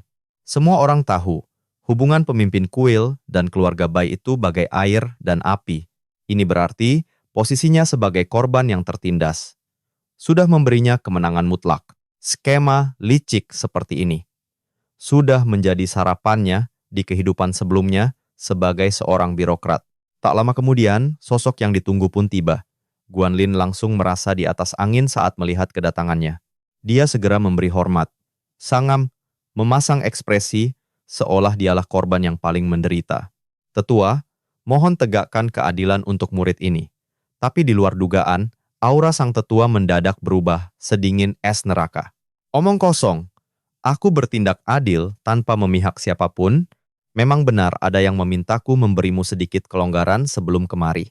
Tapi, jika arogansimu ini dibiarkan begitu saja, kau bisa menyebabkan malapetaka yang lebih besar nanti. Guanlin, kau dihukum kurungan di gua selama 3 hari untuk introspeksi. Ulangi lagi perbuatanmu, dan hukuman yang lebih berat menantimu. Guanlin membeku di tempat. Telinganya seakan tak percaya dengan keputusan yang baru saja ia dengar. Tapi tetua, aku adalah korban fitnah. Amarah di wajah sang tetua semakin menjadi-jadi. Lancang. Luka parah di tubuh Chang Sheng adalah bukti yang tak terbantahkan. Kau menyerang sesama murid. Dan kini kau berani menuduhku membuat keputusan sembarangan. Mengandalkan statusnya yang istimewa, Guanlin sama sekali tak gentar. Dia menatap balik dengan tatapan menantang dan berteriak murka. Aku tidak menerima keputusan ini. Tapi sayang, kesabaran sang tetua sudah habis. Dengan satu kibasan lengan bajunya yang santai, sebuah kekuatan dahsyat langsung menghantam Guanlin. Tubuhnya terlempar tanpa perlawanan. Kembali ke puncak Yanxia, di mana guanya langsung disegel dengan rapat. Kehilangan junjungan mereka, para pengikut Guanlin bubar dengan wajah menahan malu. Sementara itu, Daoyan nyaris bersorak gembira melihat drama ini berakhir. Wah, tetua kita memang yang paling adil dan bijaksana. Nanti aku harus mengiriminya spanduk kehormatan. Hong Ye menatap Chang Sheng yang kini sudah berdiri seolah tak terjadi apa-apa. Tatapannya penuh dengan rasa kagum bercampur ngeri. Paman seperguruan, bisakah kau jelaskan apa yang baru saja terjadi? Sang protagonis kita menepuk debu di jubahnya, sambil menyunggingkan senyum penuh kelicikan. Sejak dulu, aku sudah paham satu hal. Kebenaran itu sendiri tidaklah penting. Yang terpenting adalah di pihak mana kau berdiri. Sebagai sekte nomor 1, Gerbang Suandao memang punya aturan yang terlihat suci. Tapi sayangnya, lawan mereka kali ini adalah mantan birokrat dari bumi. Pengalamannya selama 2 tahun di pemerintahan telah memberinya gelar master dalam seni intrik dan manipulasi tingkat dewa. Mengingat kembali insiden sebelumnya, Chang Sheng menyadari sebuah poin krusial saat Chang Xi membantai tetua keluarga Bai di depan pemimpin kuil. Rubah tua itu bukannya marah, malah mencari-cari alasan. Dari sana, sang protagonis langsung mengerti posisi pemimpin kuil yang sebenarnya. Pemimpin kuil butuh pion untuk melawan arogansi keluarga Bai. Dan Chang Sheng dengan senang hati menawarkan diri untuk menjadi pion tersebut. Sebagai imbalannya, dia tahu pemimpin kuil akan memberinya perlindungan penuh, sebuah persekutuan tanpa ikrar demi keuntungan bersama. Namun, ia sadar betul, mangsanya kali ini bukanlah lawan sembarangan. Guan memang masih hijau dan naif, namun pemuda itu menguasai teknik reinkarnasi yang jauh melampaui miliknya. Karena itulah, kewaspadaan Chang Sheng diasah hingga titik tertinggi. Pandangannya lalu beralih pada gadis di sisinya. Nona Hong Ye, ada satu hal yang ingin kuminta darimu. Gadis itu mengangguk mantap. Tentu saja, selama aku mampu, akan kulakukan. Dengan senyum licik, Chang Sheng membisikkan siasatnya. Orang-orang yang mengikuti Guanlin tadi, bisakah kau carikan daftar nama mereka semua untukku? Permintaan aneh itu sontak memancing rasa penasaran Hong Ye. Itu mudah saja, tapi untuk apa kau butuh daftar nama para pengikut itu? Chang Seng tersenyum dengan wajah lugu yang dibuat-buat. Ah, aku hanya ingin melihat, bisakah bara permusuhan ini kuubah menjadi jalinan persahabatan? Tentu saja, semua itu hanyalah bualan manis. Hari ini, para pengikut itu ikut menanggung malu bersama tuan muda mereka. Siapa yang bisa menjamin? Tak ada satupun dari mereka yang kini menyimpan dendam kesumat padanya. Di dunia kultivasi yang kejam ini, lengah sedikit berarti mati. Itulah mengapa kawanan lalat pengganggu ini kini resmi masuk dalam daftar buruan yang harus segera disingkirkan. Tanpa menaruh curiga sedikit pun, Hong Ye mulai membeberkan kekuatan pihak lawan. Mereka sebenarnya bukan ancaman berarti. Sebagian besar hanyalah murid dari pelataran luar. Hanya ada 4 orang dari pelataran dalam. Dan level kultivasi mereka pun tak lebih dari tahap pembentukan fondasi. Kebanyakan dari mereka datang dari klan-klan kecil di kaki gunung yang memang sudah lama mengabdi pada keluarga Bayai. Tujuan mereka mendaki gunung ini hanya satu: mencari muka dan berlindung di bawah kekuasaan Guanlin. Artinya, permusuhanmu dengan mereka tak akan pernah bisa didamaikan. Chang Seng mengangguk, menyerap setiap informasi. Penjelasan itu justru semakin mengobarkan tekadnya untuk membantai mereka semua, hingga ke akar-akarnya. Tak butuh waktu lama. Sebuah gulungan berisi daftar nama kini ada di tangannya. Datanya luar biasa terperinci, lengkap dengan cabang silsilah yang menaungi mereka, hingga latar belakang keluarga setiap target. Sambil tersenyum puas, ia menyimpan gulungan berharga itu. Hong Ye, aku berutang budi padamu untuk ini. Gadis itu hanya melambaikan tangan. Ah, ini bukan masalah besar. Perlu bantuanku untuk memanggil mereka? Setidaknya mereka masih akan menghargaiku. Namun, Chang Seng menolak tawaran itu dengan halus. Tidak perlu. Itu akan terlalu merepotkanmu. Biar aku sendiri yang menanganinya. Tanpa bertanya lebih jauh, Hong Ye pun setuju dan segera berpamitan. Baiklah, kalau begitu. Begitu gadis itu pergi, Chang Seng mengeluarkan sebuah jimat komunikasi dari balik jubahnya. Tapi, jimat itu bukan miliknya, melainkan milik Guanlin. Sebelumnya, di saat Guanlin lengah, karena sibuk merutuki hukumannya, Chang Seng dengan lihai menukar jimat komunikasi mereka secara diam-diam. Kini, yang dipegang tuan muda Bai itu hanyalah sebuah jimat kosong, tak berguna. Fungsi jimat komunikasi di dunia ini mirip seperti aplikasi pesan instan di bumi, lengkap dengan fitur daftar kontak di dalamnya. Chang Seng mengakses jimat curian itu, lalu mencocokkannya dengan daftar dari Hong Ye. Tepat seperti dugaannya, hampir semua nama targetnya tercatat rapi di sana. Berbekal jimat identitas dari tetua penyampai kitab, Chang Seng melenggang mulus menembus barikade puncak Yanxia. Wilayah ini merupakan kediaman Guanlin sebagai seorang murid inti. Yang lebih menarik, bukan hanya target utamanya saja. Dayan juga terdaftar sebagai murid puncak ini. Bahkan, sebagian besar pengikut dalam jimat itu tinggal di asrama yang sama. Fakta ini membuat Chang Seng bergumam. Jangan-jangan, puncak Yanxia ini tak lebih dari kompleks perumahan elit untuk para tuan muda dari keluarga kaya. Saat ia tengah menyusun skenario maut, sebuah cahaya tiba-tiba berkedip redup dari tubuhnya. Perlahan, senyum licik terkembang di wajahnya. Ia bergumam pada dirinya sendiri. Bagus sekali, si bodoh Guanlin itu akhirnya turun gunung. Kalau begitu, pestanya harus segera dimulai. Seketika itu juga, wujud Chang Seng memburam, lalu berubah total menjadi salinan sempurna. Guanlin. Inilah efek dari ilusi bintang Yao Guang. Konon, jika ilmu ilusi ini dikuasai hingga puncaknya, bahkan dewa abadi sekelas Daluo pun bisa terperangkap tanpa sadar. Chang Seng mungkin sering membual tentang banyak hal. Namun soal ilmu ilusi mata dari silsilah Yao Guang, kemampuannya memang tak ada duanya di dunia ini. Target Chang Seng kali ini sudah jelas. Membasmi para lalat pengganggu lebih dulu, sebelum akhirnya menerkam sang harimau. Sementara itu, 10 menit sebelumnya, di dalam kamar tahanan Guanlin, pemuda berbaju putih itu menatap secarik kertas penuh misteri, hatinya berkecamuk dalam kebimbangan. Rentetan kesialan hari ini sudah cukup untuk membuat amarahnya meledak, namun takdir seolah mempermainkannya. Sebuah pesan rahasia tiba-tiba saja muncul di atas mejanya, dengan isi yang sangat terperinci. Sang pengirim mengaku sebagai mata-mata sekte iblis surgawi yang menyusup ke gerbang Suando. Namun ia mengklaim ingin bertaubat dan kembali ke jalan kebenaran. Jika Tuan Muda Bai mau memberinya perlindungan, ia bersumpah akan membantu menjebak Chang Seng sebagai mata-mata iblis yang sesungguhnya. Lebih gilanya lagi, Surat itu menjamin adanya bukti tak terbantahkan tentang transaksi gelap antara pemimpin kuil dan para petinggi sekte sesat. Jika tertarik, Guanlin diundang untuk turun gunung dan menemuinya di penginapan angin hijau tepat tengah malam.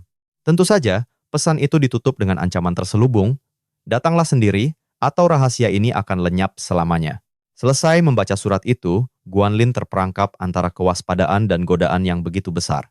Statusnya kini adalah tahanan kurungan. Jika ia nekat keluar dari area gunung, aula kedisiplinan akan melipat gandakan hukumannya tanpa ampun. Namun, mengingat penghinaan yang ia terima tadi, darahnya seketika mendidih. Pemuda congkak itu menggeram penuh dendam. Persetan dengan kurungan ini, aku jelas telah dijebak.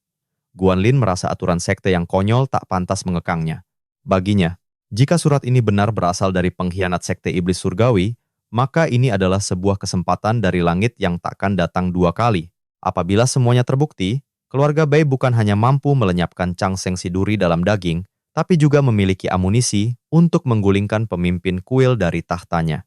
Didorong oleh ambisi dan kobaran dendam, pemuda itu pun nekat menerobos kegelapan malam. Skenario Sang Dalang berjalan dengan sempurna. Sesaat setelah Guanlin yang asli pergi, sesosok Guanlin lain melangkah masuk ke dalam ruangan dengan aura yang dingin. Changseng yang telah berubah wujud segera menyalakan jimat komunikasi hasil curiannya. Ia mengirimkan pesan siaran ke para pengikut setia rivalnya itu, memerintahkan mereka semua untuk berkumpul di kamarnya secepat mungkin. Menghabisi para anjing suruhan itu, satu persatu, hanya akan membuang waktu. Jauh lebih efisien jika semuanya dikumpulkan di satu tempat untuk dihabisi.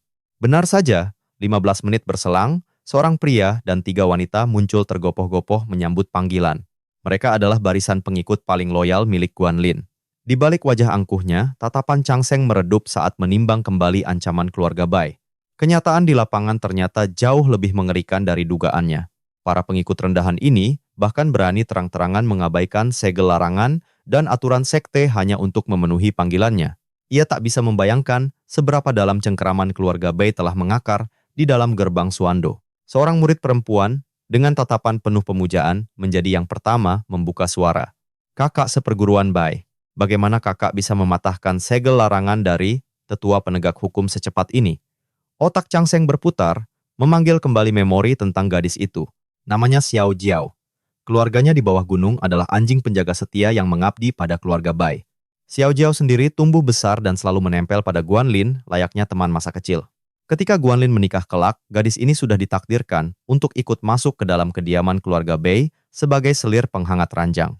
Ya, posisinya murni hanyalah seorang selir.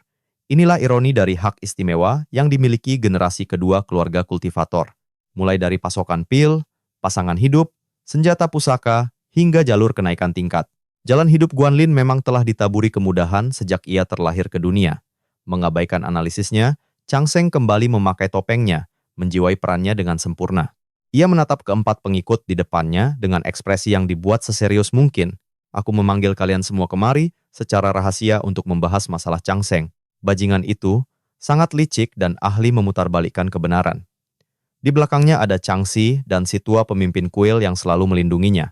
Kita tidak boleh membiarkannya bernapas lebih lama lagi. Malam ini, kita harus menyerang lebih dulu sebelum tikus itu sempat berbuat ulah. Mendengar perintah itu, para pengikutnya langsung menyahut dengan ide-ide yang lebih kejam. Salah satu dari mereka berseru dengan semangat yang membara. Kakak seperguruan Bai, tenang saja. Begitu tikus itu turun gunung, aku sendiri yang akan membuatnya merasakan neraka di atas bumi. Membuatnya memohon untuk hidup tak akan bisa, bahkan memohon untuk mati pun tak akan kesampaian. Mendengar obrolan enteng soal merenggut nyawa, hawa dingin merayap di benak Changseng.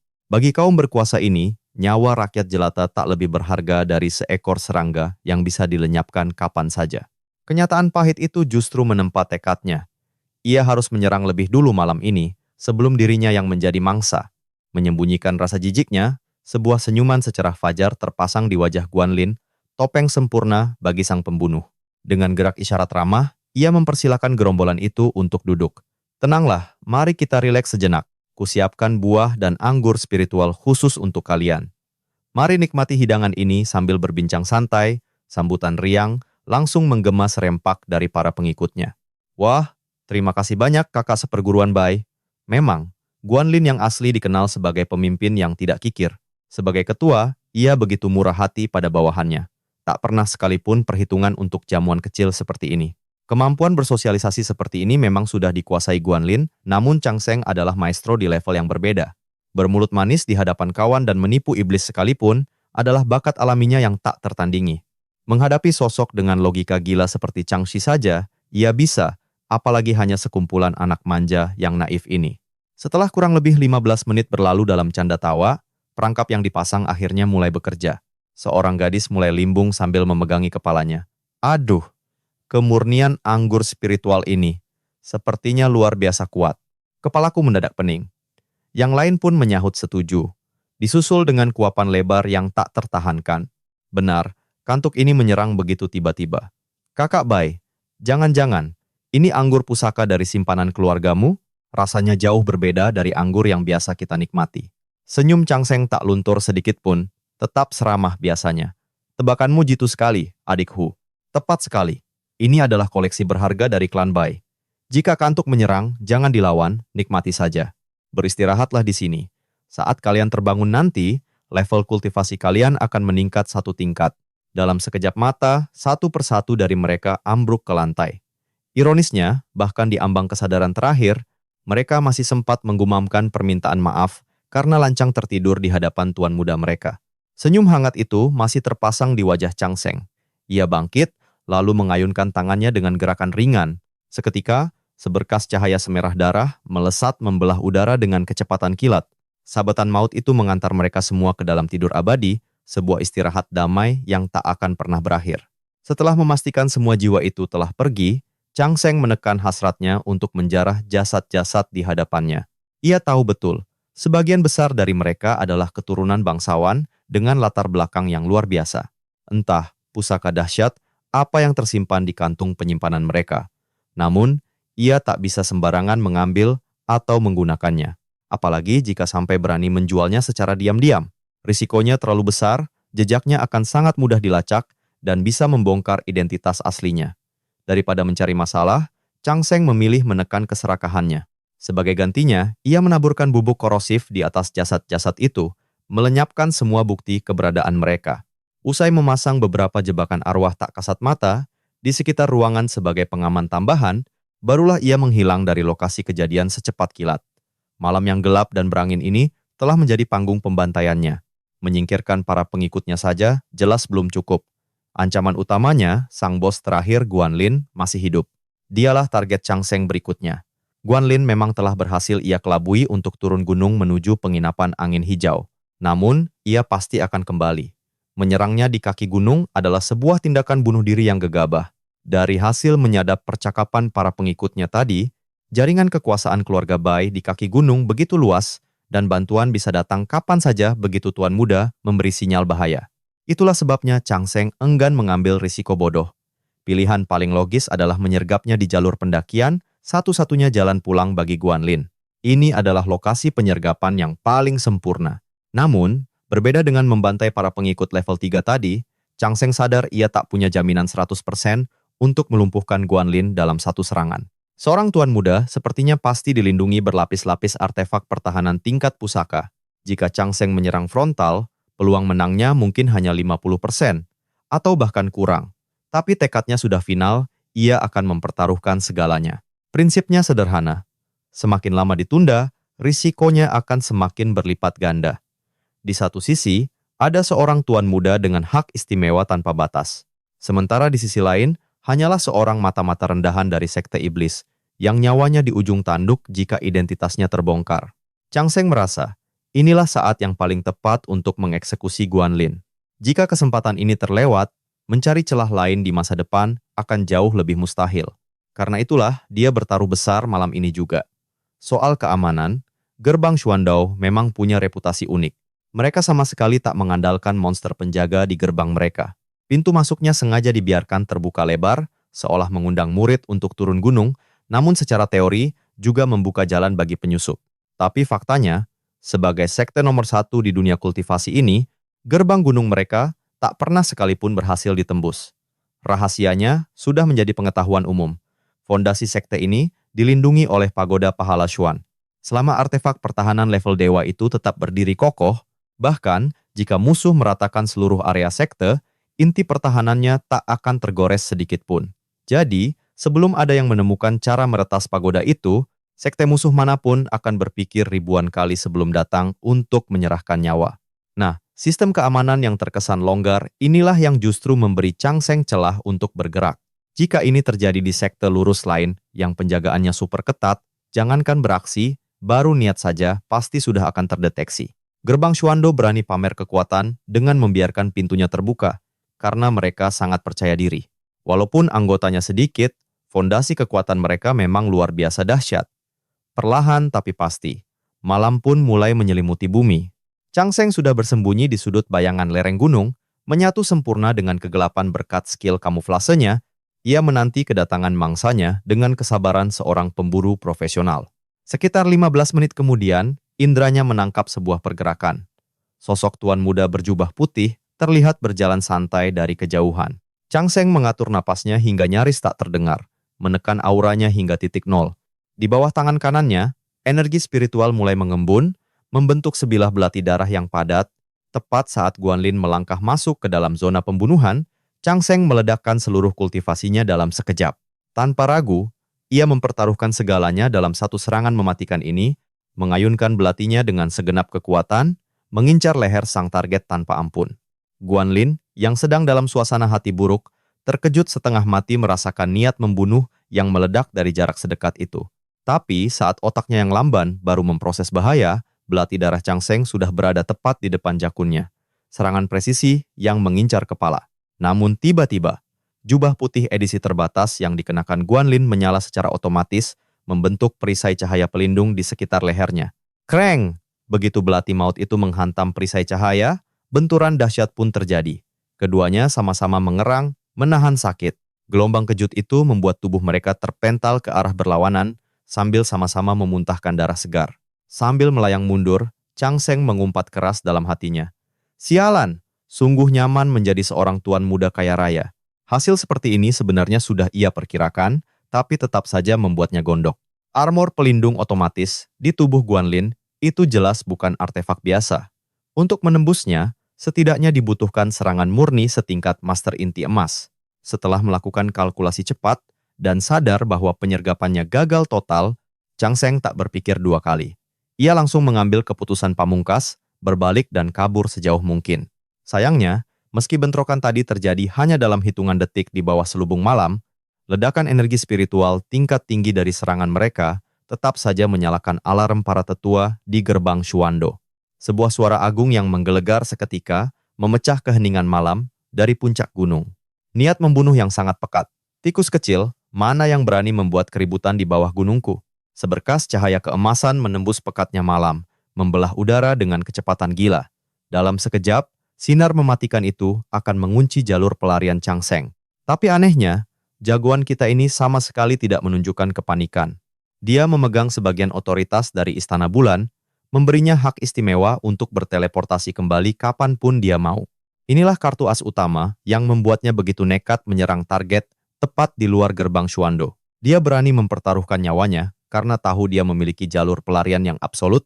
Namun, tepat saat pemuda itu bersiap untuk menarik diri dari tempat kejadian, sebuah anomali mendadak muncul. Sebuah tangan misterius tiba-tiba merobek ruang hampa dari udara kosong. Detik berikutnya, tangan itu langsung mencengkeram paksa tubuh Chang Seng, membuatnya lenyap tanpa bekas dari tempat itu. Cahaya keemasan yang mengejarnya pun seketika kehilangan arah karena targetnya menguap begitu saja. Sosok di balik serangan itu mendengus marah. Gumamannya yang penuh rasa tak percaya menggema di udara malam. Sialan, ternyata bocah itu punya komplotan. Model, sementara itu, di dalam hati Chang Seng, jantungnya nyaris berhenti berdetak. Jangankan komplotan, lingkar pertemanannya di sekte bahkan bisa dihitung jari.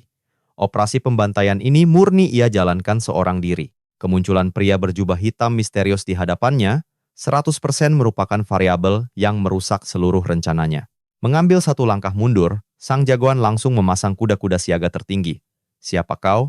Menyapukan pandangannya, Chang Seng sadar mereka kini berada di sebuah dimensi terisolasi, terputus sepenuhnya dari dunia nyata. Otaknya berputar secepat kilat, bertanya-tanya mengapa sosok asing ini sampai repot-repot membawanya kabur dari mara bahaya. Pria berjubah hitam itu balas menatapnya, dengan ekspresi yang tak kalah penuh keheranan. Kau benar-benar berniat menghabisi Guanlin? Pemuda itu mengangguk mantap tanpa keraguan. Chang Seng memang tak tahu motif orang ini, tapi ia yakin pria itu telah mengamatinya dari bayang-bayang sejak awal. Karena sudah tertangkap basah, percuma saja mencoba mengelak atau berpura-pura menjadi korban. Melihat anggukan tenang itu, pria berjubah hitam terkekeh pelan, seraya mengacungkan jempolnya. Nada suaranya syarat akan kekaguman tulus. Gila, kau memang pantas menjadi adik seperguruan Changxi. Isi kepalamu ternyata sama tidak warasnya dengan wanita itu. Dulu, dia tega membantai suaminya sendiri di malam pernikahan mereka. Dan sekarang kau, yang bahkan belum menyentuh ranah inti emas, berani-beraninya mencoba membunuh pewaris keluarga, garis keturunan Yao Guang kalian ini, benar-benar sarang orang-orang gila tak kenal takut. Seketika, mata Chang Seng terbelalak lebar. Informasi barusan bagaikan petir di siang bolong.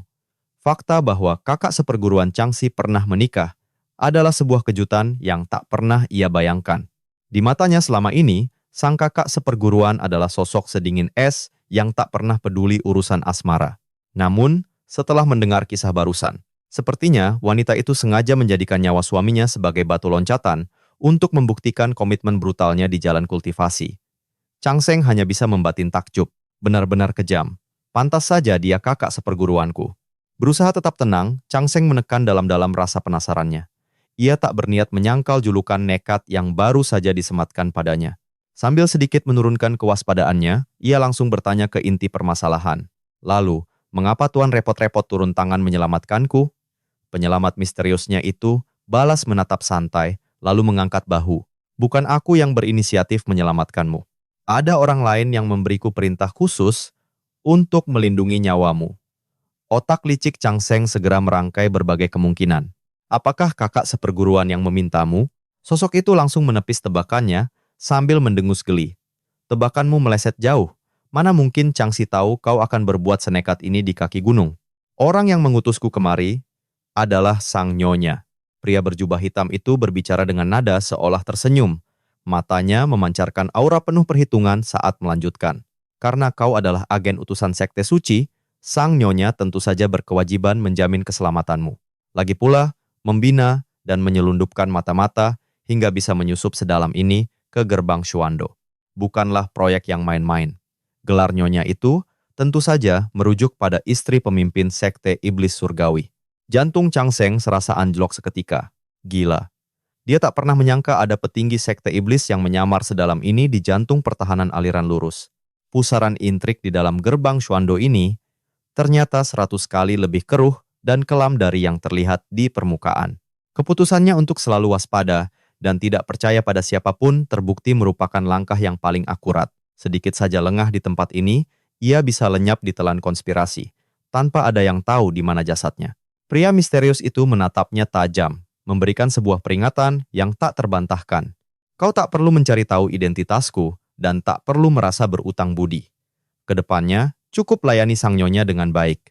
Hanya itu, Chang Seng, yang pandai membaca situasi, segera mengangguk patuh, memasang topeng kesetiaan yang sempurna.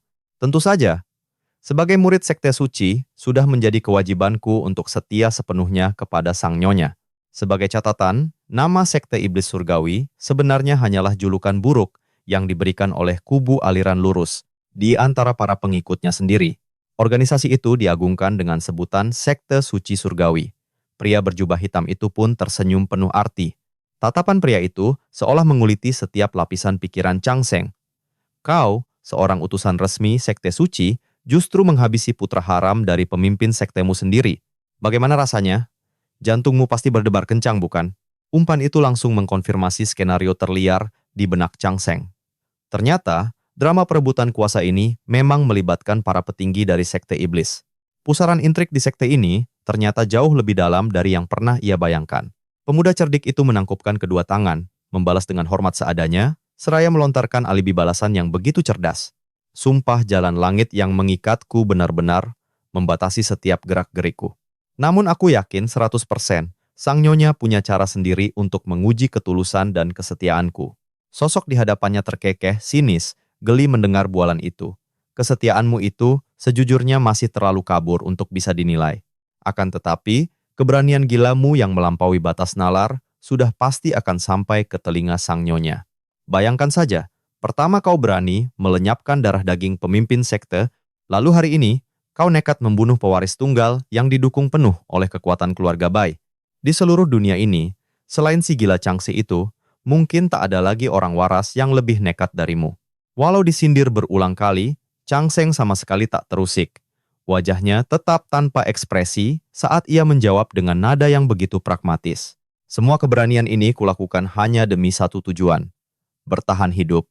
Kejujuran yang begitu gamblang dan realistis itu membuat pria misterius di hadapannya terdiam seketika.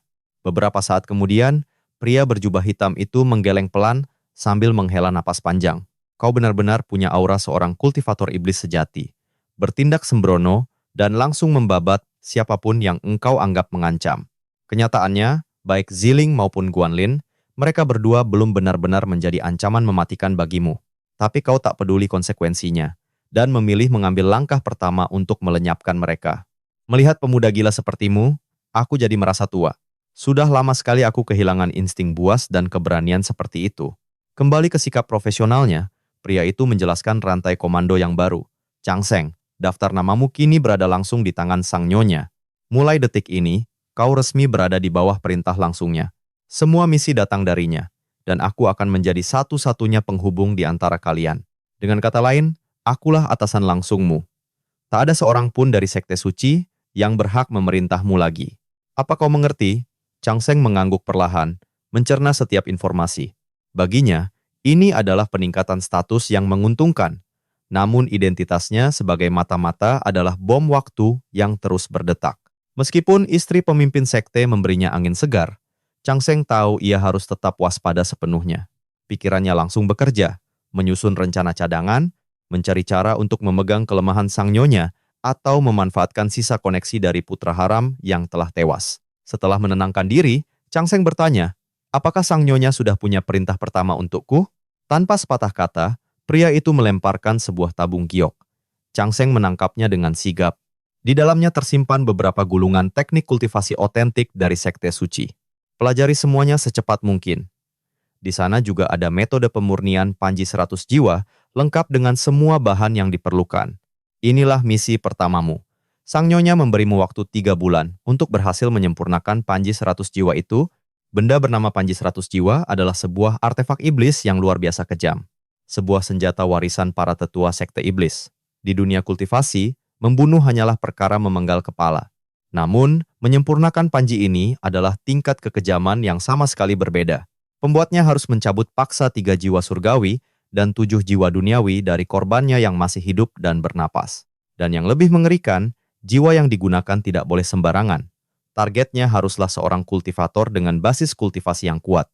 Jika nekat menggunakan jiwa manusia biasa, prosesnya memang masih bisa berjalan, tapi dibutuhkan pembantaian lebih dari 10.000 manusia hanya untuk menciptakan satu panji. Setiap serat pada Panji 100 jiwa itu ditenun dari dosa murni, dan jeritan putus asa para korban yang tak berujung. Pikiran licik Chang Seng langsung menangkap makna tersembunyi di balik misi yang mengerikan ini. Jelas sekali, ini adalah sebuah ujian. Sang nyonya masih belum menaruh kepercayaan 100% padanya. Sosok misterius di hadapannya sama sekali tak terganggu, melihat secercah pemahaman di wajah Chang Seng. Justru, dengan aura dingin yang menusuk tulang, ia melanjutkan. Perjalananmu di gerbang Xuando ini masih sangat panjang. Jika sang nyonya tidak menggenggam kelemahan fatalmu, bagaimana mungkin beliau bisa tidur tenang dengan membiarkanmu hidup? Panji 100 jiwa ini adalah perintah mutlak. Kau anak yang cerdas, jadi jangan bertindak bodoh. Jagoan kita langsung paham logika kejam ini. Misi tersebut adalah belenggu beracun yang sengaja dipasang oleh istri pemimpin sekte, sebuah kartu truf untuk mengendalikannya di masa depan. Dalam benaknya, ia sudah merancang siasat untuk kembali dan kabur ke alam ilusi Istana Bulan. Seolah bisa membaca pikirannya, sosok itu menawarkan sebuah alternatif. Cobalah bereksperimen. Mungkinkah panji itu bisa disempurnakan menggunakan jiwa monster iblis? Jika berhasil, itu artinya ada masalah besar dengan kultivasi Changxi selama ini. Kening Chang Seng berkerut dalam, raut wajahnya menunjukkan penolakan. Tuan, gerbang Xuando dibangun di atas fondasi kebenaran dan kebajikan. Jika aku nekat menggunakan ilmu iblis untuk menciptakan Panji 100 jiwa di sini, bagaimana jika para tetua sekte mengetahuinya? Namun atasannya hanya mendengus. Itu adalah urusanmu sendiri. Daripada mengkhawatirkan itu, pikirkan cara menghadapi keluarga Bai besok. Trik murahanmu malam ini pasti sudah terendus oleh jaringan mereka. Mereka haus akan darahmu dan punya 1000 cara untuk menghabisimu. Jangan naif, berpikir pemimpin kuil akan selalu melindungimu. Di atas papan catur takdir, pion hanyalah tumbal. Setelah melemparkan kenyataan pahit itu, pria misterius itu mengibaskan tangannya. Dalam sekejap, tubuh Chang Seng langsung terlempar kembali ke dalam ilusi istana bulan Yaoguang. Peringatan tajam tadi tidak terlalu mengejutkan Chang Seng, tapi ada satu detail kecil yang membuat jiwanya bergetar hebat.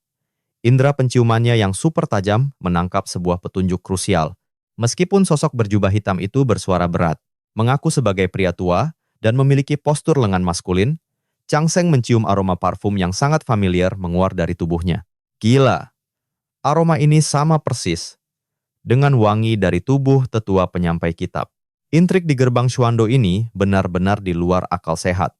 Kemampuan mendeteksi aroma wanita adalah insting bertahan hidup yang wajib dimiliki. Dan Chang Seng sangat percaya diri dengan kemampuannya ini. Semenjak tingkat kultivasinya meroket, panca inderanya menjadi luar biasa tajam. Lagi pula, sehebat apapun wanita menyamar, mereka punya satu kelemahan alami. Keterikatan mereka pada wewangian dan perawatan tubuh. Kenyataan yang baru terungkap ini benar-benar mengguncang batinnya. Siapa sangka, tetua penyampai kitab yang terlihat lurus di sekte kebenaran, ternyata adalah mata-mata dari istri pemimpin sekte iblis surgawi. Wanita yang juga dikenal dengan julukan Gadis Suci Hehuan. Semakin dipikirkan, semua ini terasa semakin mengerikan. Untuk bisa bertahan hidup di sarang iblis yang penuh intrik mematikan ini, Chang Seng sadar, mulai sekarang ia harus waspada tingkat dewa. Jadi, gimana? Lanjut ke episode 3? Aku Benih pamit dulu, mau coba daftar jadi murid ke-10 di aliran Yaoguang. Siapa tahu bisa langsung jadi dewa.